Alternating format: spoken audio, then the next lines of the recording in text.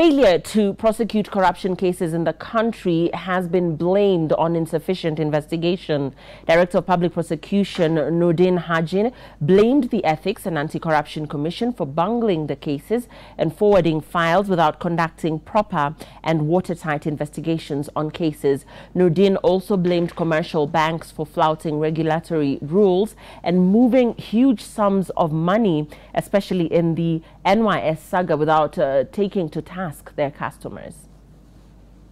Not bow to any pressures whatsoever until we are satisfied that there is evidence for us to prosecute, because I will not take a case that I know I will fail and thereby fail the Kenyan people.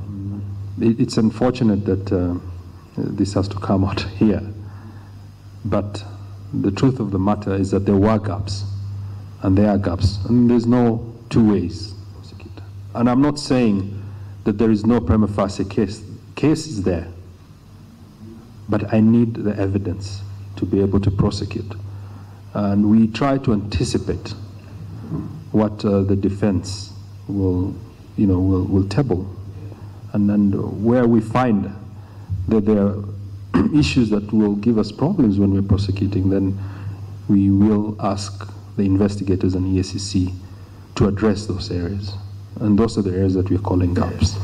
Or a better approach would be for us to be with them as they investigate and guide. And that's what, moving forward, we are planning to do.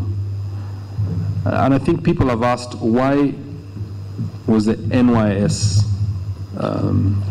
case, why did it move fast? And it was because it was the first test case that I had done, whereby we were embedded with the investigators and guiding them as investigations went, different stages. And this closed a lot of the gaps that were there. And for more on this, Francis Kashuri now joins us. Speaking there was Nordin Haji, and we want to hear more on his thoughts on failure to prosecute corruption cases in the country being the cause of where we are at now, and insufficient investigations as well. Let's listen in to Francis Kashuri on the latest on this issue. Lillian, the Director of Public Prosecutions, Nordin Haji, had a very long session with the members of the Senate Justice and Legal Affairs Committee. And other than what he has just been able to say there in that clip that you've played, there was also the question of the fate of the 48 files that had been submitted to him by the Ethics and Anti-Corruption Commission, EACC, in relation to corruption and other finance crimes or economic crimes. And out of those 48 files, he says that they included those touching on 4 governors, some members of parliament, some principal secretaries. But out of all those files, especially on the question of the governors who are to be prosecuted for economic crimes, only one governor, he has okayed his prosecution. And the other 3 files, he says that there are gaps that needed to be filled. There are questions on the amount of evidence that had been presented, that he has returned the files back to EACC so that those files can be plugged, so that he can be able to okay the prosecution of those particular individuals alleged to have committed economic crimes. There's also the question of the banks that are alleged to have been conduits in the corruption that happened in the NYS, and also the Ruaraka land saga. There are 10 banks that are being investigated in relation to the NYS scam. But on the Ruaraka issue, there's also the question of the amount of money that had been paid.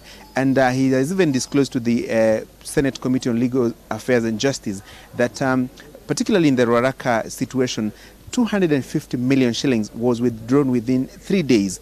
And that poses the question of how banks were able to okay that, or were able to approve such huge withdrawals. And some of this money, he says, has been stashed in Mauritius.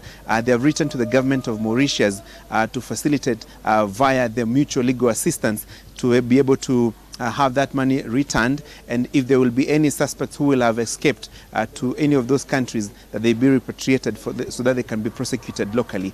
So basically that's the situation. I will be giving our viewers more details in relation to the session that Nordin Haji had with the Senate Legal Affairs Committee in our subsequent bulletins. Back to you, Lillian.